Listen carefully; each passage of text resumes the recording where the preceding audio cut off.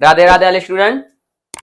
आज फिर से बेटा हम आपके समक्ष फिजिक्स का एक नया टॉपिक लेकर आए हैं, क्योंकि इससे पहले आपके जो टॉपिक थे आपका अवतल पृष्ठ, उत्तल पृष्ठ, एक आपका लेंस यानी पतले लेंस द्वारा जब दोनों ओर माध्यम हो रहे, एक बेटा था जिसमें कोई भी माध्यम ना हो। आज फिर से बेटा आपका उसी टॉपिक से एक नया डेरिवेशन है जो सबसे ज्यादा मोस्ट इंपोर्टेंट रहता है आपको बोर्ड एग्जाम में, लगभग इन 100% हर सेट में कहीं ना कहीं आता ही है। और वो डेरिवेशन है आज का बेटा कि संपर्क में रखे दो पतले लेंसों की फोकस दूरी, यानी कि अभी तक आपने जो निकाला था वो केवल सिंगल ही पृष्ठ था, चाहे वो अवतल हो या उत्तल हो या आपका पतला प्रिज्म आपका सिंगल हो, ठीक है, कोई माध्यम ना हो या दोनों ओर माध्यम हो। यानी कि अभी तक आपने जो भी डेरिवेशन चार किए हैं वो बेटा दोनों ही चारों ही डेरिवेशन आपके कैसे थे, किसी एक ही पृष्ठ या एक ही लेंस पे थे।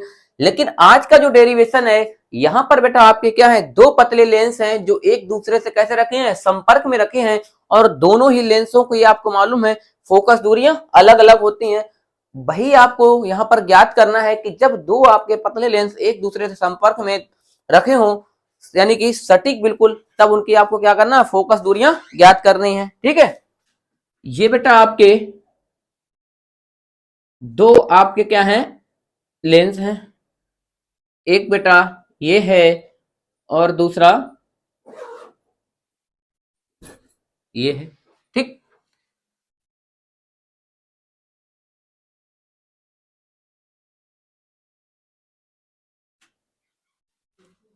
ये दो आपके बेटा पतले लेंस हैं जो एक दूसरे से कैसे रखे हुए हैं, सटीक, यानी कि एक दूसरे से पास पास रखे हुए हैं। अब आपको इन्हीं दोनों पतले लेंसों की क्या करना है, फोकस दूरियां ज्ञात करनी है। और आपको मालूम है कि ये बेटा क्या होती है, मुख्य अक्ष होती है। ये क्या होती है, मुख्य अक्ष।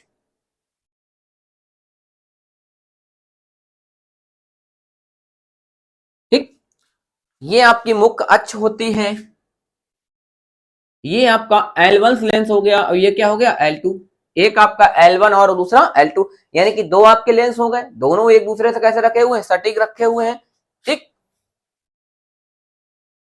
थोड़ा गड़बड़ है अभी,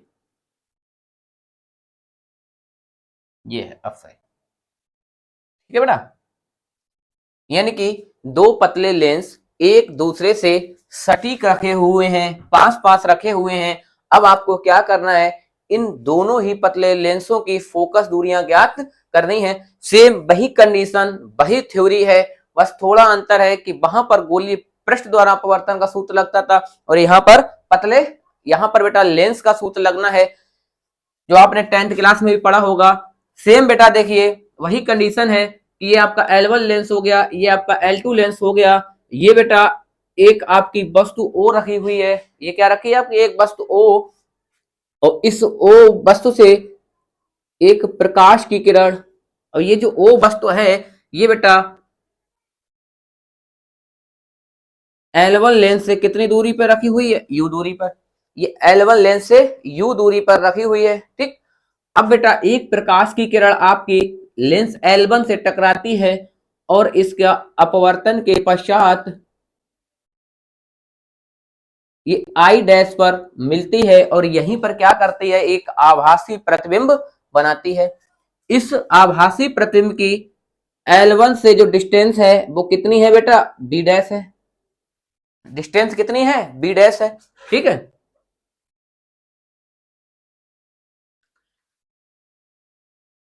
आई डैश लेंस L2 के लिए अब काहे का कार्य करेगी, आभासी वस्तु का कार्य करेगी और एक प्रतिबिंब क्या बनाएगी, आई डैश बनाएगी, सॉरी क्या बनाएगी, आई बनाएगी।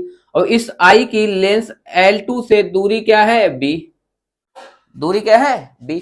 देखिए सेम वही कंडीशन, टोटल आपका जो यहाँ पर जो रूल है वही लागू होगा जो आपका लेंस के लिए था, चाहे वो कोई माध्यम हो या ना हो। जब लेंस के दोनों ओर माध्यम हो और लेंस के दोनों ओर कोई माध्यम ना हो, वही कंडीशन है कि यहाँ पर भी दो आपके पतले लेंस हैं, एक दूसरे से संपर्क में रखे हुए हैं। ठीक, दोनों लेंस आपके L1 व L2 हैं। L1 लेंस से U दूरी पर एक वस्तु आपकी O रखी हुई है और इस O वस्तु से एक प्रकाश की किरण बेटा L1 लेंस से टकराएगी और टकराने के पश्चात इसका जब अपवर्तन होगा तो ये कहां पे मिलेगी, I डैश पर।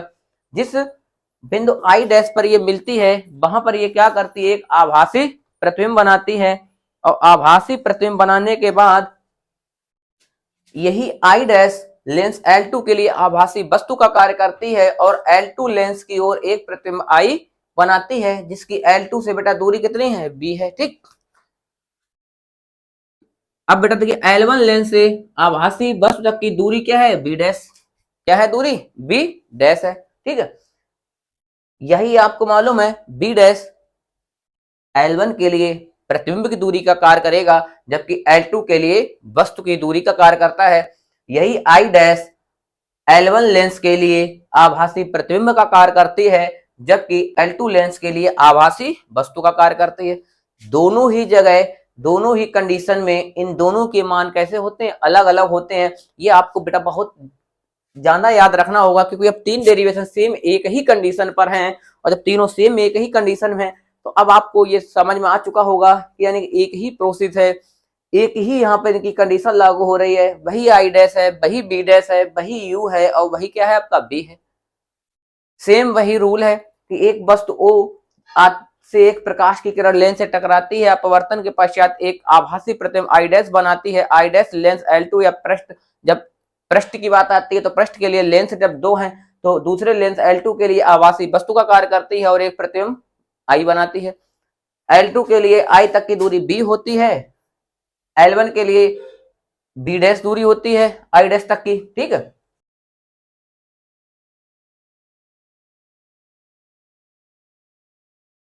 लेंस के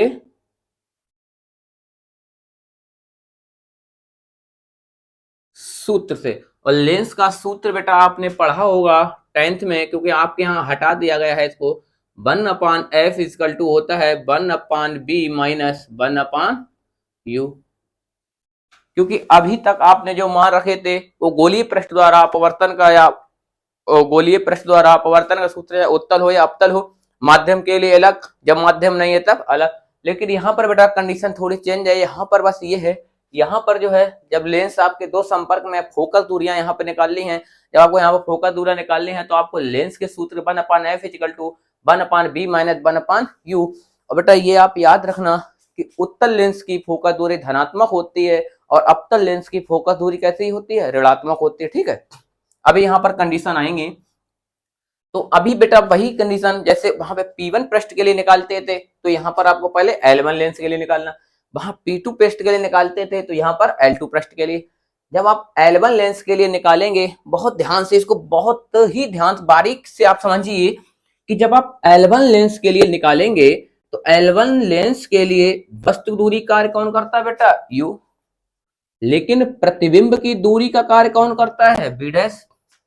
अब यहां पर आपको मालूम है प्रतिबिंब की दूरी b है, लेकिन L1 लेंस में प्रतिबिंब की दूरी क्या है, b डैश, तो b की जगह पे क्या आ जाएगा, b। वस्तु दूरी बेटा L1 के लिए वही है u, तो सबसे पहले आप निकालेंगे L1 लेंस की फोकस दूरी, L1 लेंस की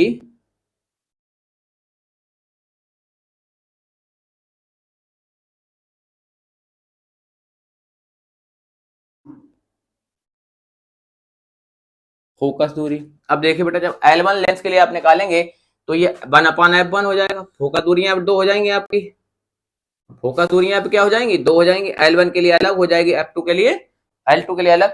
L1 F 1/f1 equal to 1/, अब बेटा देखिए यहाँ पे प्रतिबिंब आपके B है, लेकिन यहाँ पे प्रतिबिंब B डैश है आपका, क्यों, L1 लेंस के लिए प्रतिबिंब की दूरी का कार्य कौन करेगा, B डैश, और यहाँ पर आपका क्या है B, तो B की जगह पे क्या आ जाएगा आपका, B डैश आ जाएगा। ठीक, माइनस यहाँ पर L1 लेंस के लिए वस्तु दूरी U है, यहाँ पर भी L1 लेंस के लिए वस्तु दूरी U है, तो U की जगह पे क्या रहेगा, U। ये आपका क्या हो जाएगा, समीकरण 1 हो जाएगा। ठीक है, इसके बाद बेटा आपको निकालना है L2 लेंस के लिए, N2 लेंस की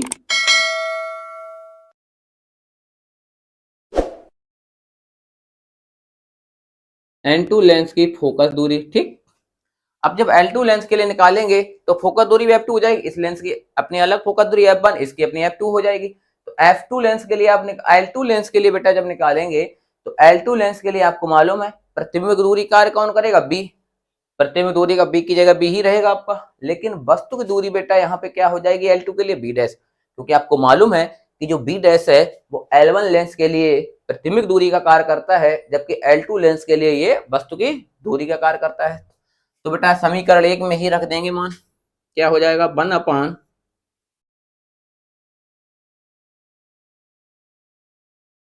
F2 इजकल टू बी, तो बी ही रहेगा आपका, ठीक, क्योंकि L2 लेंस के लिए आपको मालूम है प्रतिबिंब बी है, माइनस वस्तु दूरी बेटा चेंज हो जाएगी, क्योंकि L2 लेंस के लिए ये वस्तु दूरी कार्य कौन करेगा, बी डैश करेगा।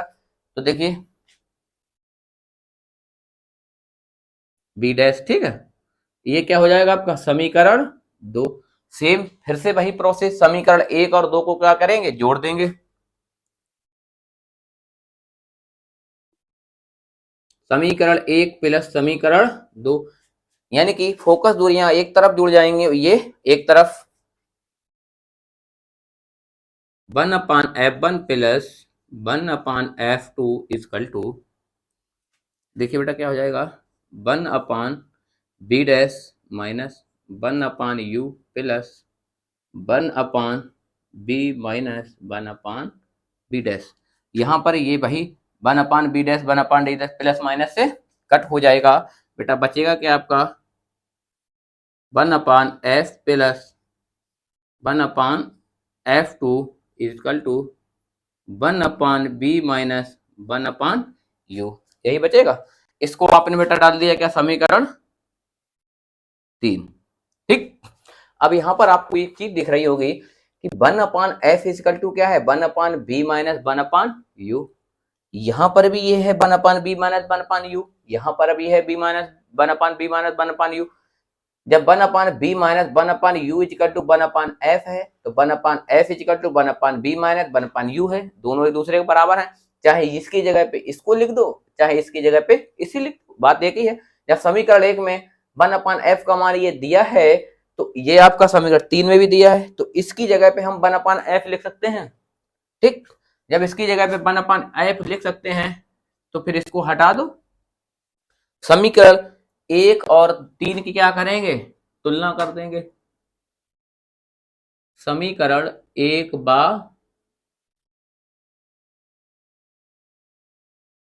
3 से, ठीक। अब समीकरण 1 और 3 की तुलना करेंगे तो ये तो आपका ऐसा ही रहेगा, इसकी जगह पे क्या रख देंगे हम 1 अपान एफ इजकल टू, ये आपका ऐसा ही रहेगा 1 upon F1 plus 1 upon F2, दोनों का बेटा एलसीएम ले लेंगे, एलसीएम क्या आ जाएगा F1 F2, F1 से F1 आपका कट हो जाएगा, F2 बचेगा, F2 का क्या कर देंगे ऊपर मल्टीपल, प्लस F2 से F2 कट हो जाएगा, F1 बचेगा, F1 का ऊपर क्या कर देंगे मल्टीपल, ठीक। जब सिर्फ F निकालेंगे तो मान क्या हो जाएगा बेटा उल्टा, F is equal to F1 F2 upon F2 plus F1, ये आपका डेरिवेशन हो गया, यानी कि संपर्क में रखे दो पतले लेंसों के लिए आपका। एक बार बेटा इसको और आप समझ लीजिए कि आपका एक लेंस L1 है, दूसरा L2 है, L1 लेंस से U दूरी पर आपकी वस्तु O रखी हुई है, O से एक प्रकाश की किरण L1 से टकराती है और परावर्तन के पश्चात जिस बिंदु I डैश पर मिलती है वहीं पर आभासी प्रतिबिंब बनाती है। L1 लेंस के लिए I डैश तक की दूरी क्या होती है, प्रतिबिंब की दूरी B डैश होती है, जबकि यही I डैश L2 के लिए आभासी वस्तु का कार्य करती है और एक प्रतिबिंब क्या बनाती है I, जिसकी प्रतिबिंब दूरी क्या है B है, ठीक। अब आपको L1 लेंस के लिए निकालना है, तो L1 लेंस के लिए बेटा वस्तु दूरी का कार्य ये करेगा और प्रतिबिंब दूरी कार्य ये करेगा, यही मान आपको कहाँ रखने हैं समीकरण 1 में 1 अपान F1, B की जगह पे बेटा प्रतिबिंब दूरी B डैश रख देंगे, U की जगह पर U रख देंगे। L2 लेंस के लिए आपका यही B डैश जो है वस्तु दूरी कार्य करेगा और प्रतिबिंब की दूरी कार्य कौन करेगा B करेगा। तो L2 लेंस के लिए प्रतिबिंब दूरी आपकी B रहेगी, जबकि वस्तु दूरी क्या रहेगी B डैश। समीकरण 1 और 2 को आप बेटा जोड़ लेते हैं तो 1 upon F plus 1 upon F2 equal to 1 upon B minus, ये आपका रह गया, इसकी जगह पे हम 1 अपान एफ लिख देते हैं क्योंकि समीकरण 1 में इसका मान दिया हुआ है। मान रखने के बाद एलसीएम ले लेते हैं, F1 F2 LCM F1 cut हो गया बेटा, बचा क्या F2 का 1 से मल्टीपल कर देंगे, F2 से F2 कट गया, F1 बचा, F1 का 1 से मल्टीपल कर देंगे।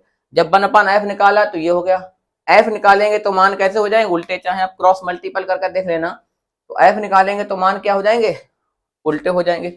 अब इसमें बेटा क्या होता है, इसकी कुछ कंडीशन होती हैं कि यदि आपका एक लेंस उत्तल हो दूसरा अवतल हो, ये कंडीशन जो निकली है ये क्या है, जब दोनों लेंस कैसे हो उत्तल हो।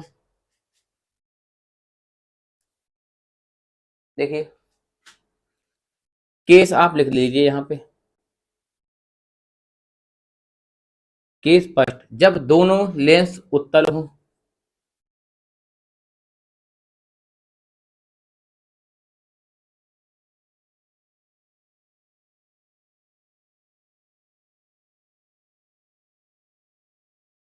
जब दोनों लेंस उत्तल हों तब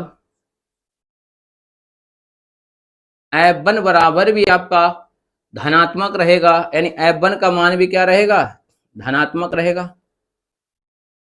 F2 का मान भी कैसा रहेगा धनात्मक, यानी दोनों ही मान कैसे रहेंगे आपके पॉजिटिव रहेंगे। तब आपका सूत्र यही बनेगा F equal to F1 plus वो sorry F1 F2 upon F2 plus F1।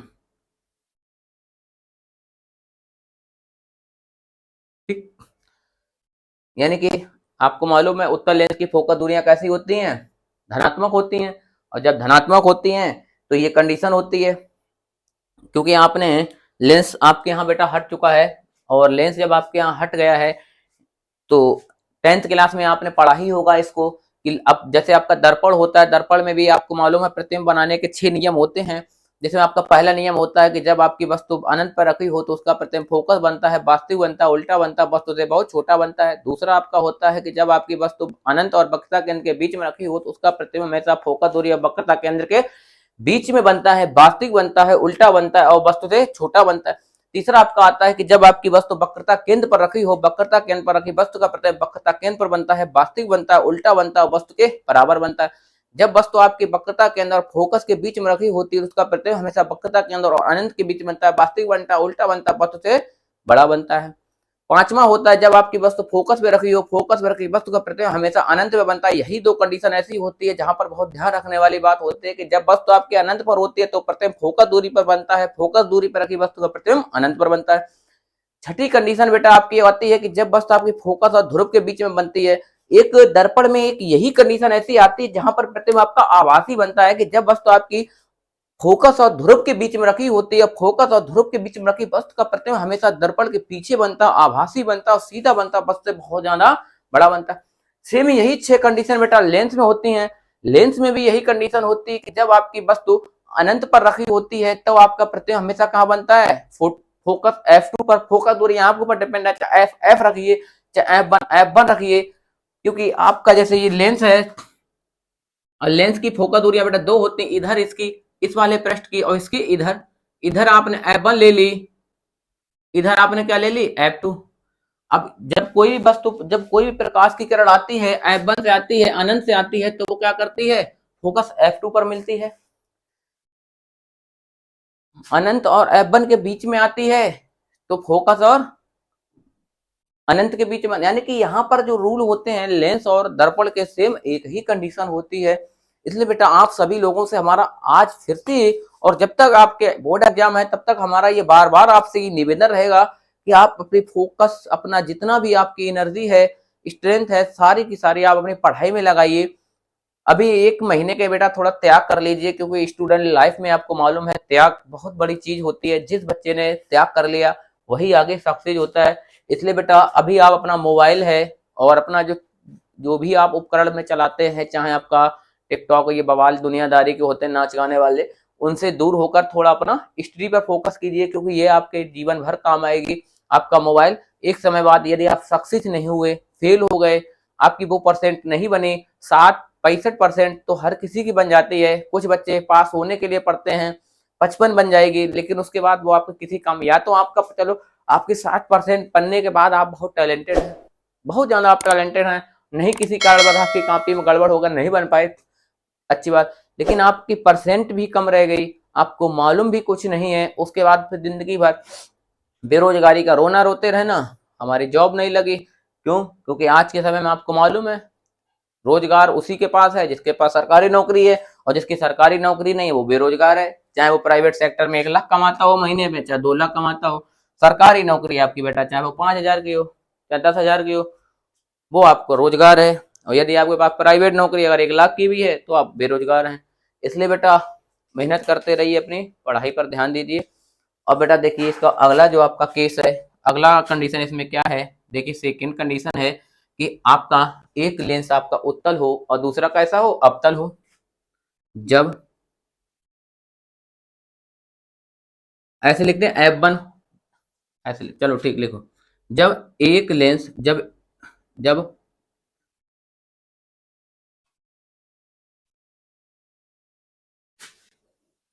ऐसे लिख लो, जब F1 आपका उत्तल हो,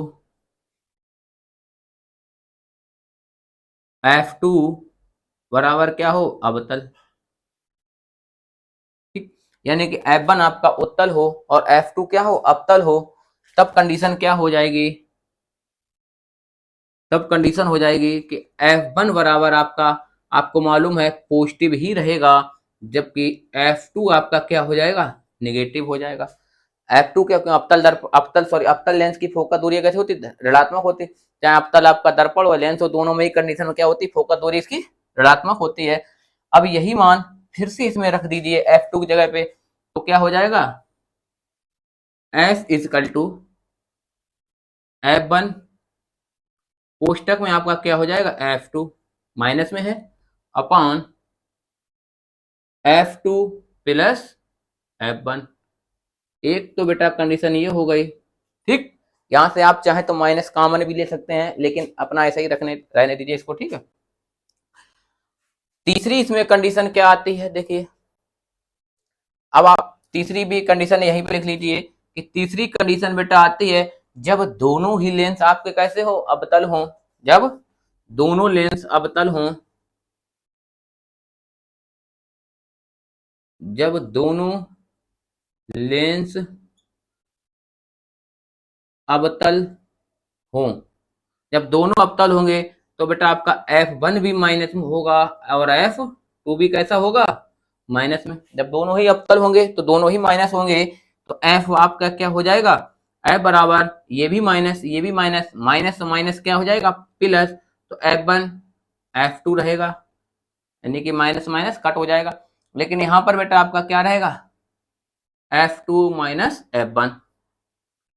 ठीक, ये तीन कंडीशन थी आपकी इसमें कि जब आपका लेंस पॉजिटिव हो, यानी कि एक आपका उत्तल हो दूसरा अवतल, तो उत्तल लेंस की फोकस दूरी हमेशा धनात्मक होती है, अवतल लेंस की ऋणात्मक होती है।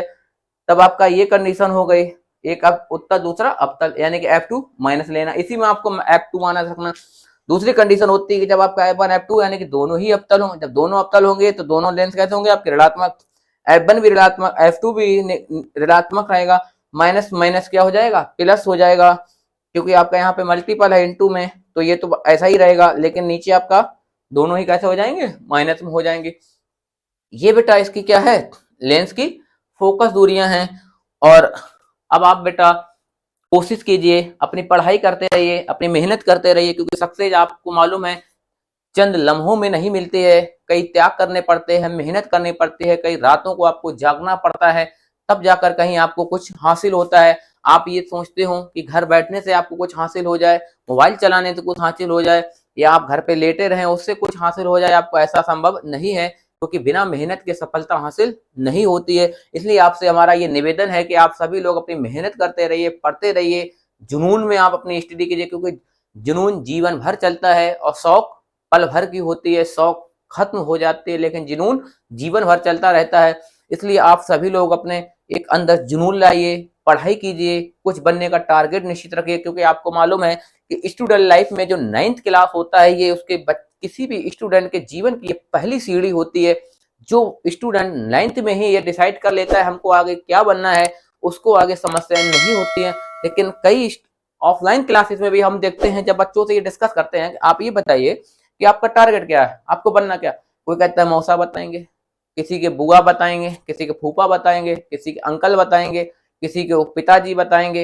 यानी कि आपको खुद नहीं मालूम है कि आपको क्या करना है, क्या बनना है, आपके जीवन का टारगेट क्या है, आपको क्या हासिल करना है। जब आपको खुद नहीं मालूम है तो बुआ, चाचा, फूफा, मौसा क्या कर लेंगे उसमें। अब आपका टैलेंट तो इंजीनियरिंग में है, बुआ जी या फूफा जी आपको डॉक्टर बना रहे हैं, आपको जाना आर्मी में है, घर वाले आपको मास्टर बना रहे हैं।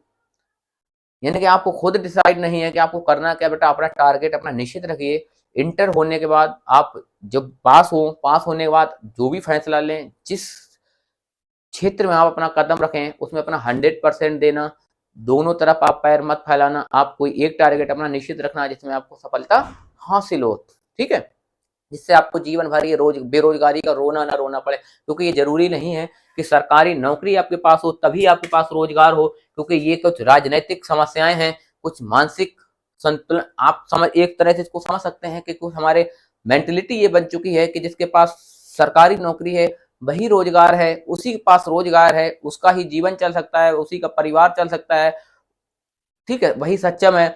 ऐसा नहीं है, क्योंकि बेटा आज भी आपको मालूम है कि सरकारी जॉब से ज्यादा प्राइवेट सेक्टर पैसा देता है। बस आपके अंदर टैलेंट होना चाहिए, क्योंकि वहां पर बेटा मेहनत होती है। यहाँ आपको मालूम है प्राइमरी में आप देखते हैं कितना पढ़ा रहे हैं लोग, सरकारी नौकरी में सैलरी लेते हैं 50,000, लेकिन कितना पढ़ा रहे हैं ये सब जानते हैं।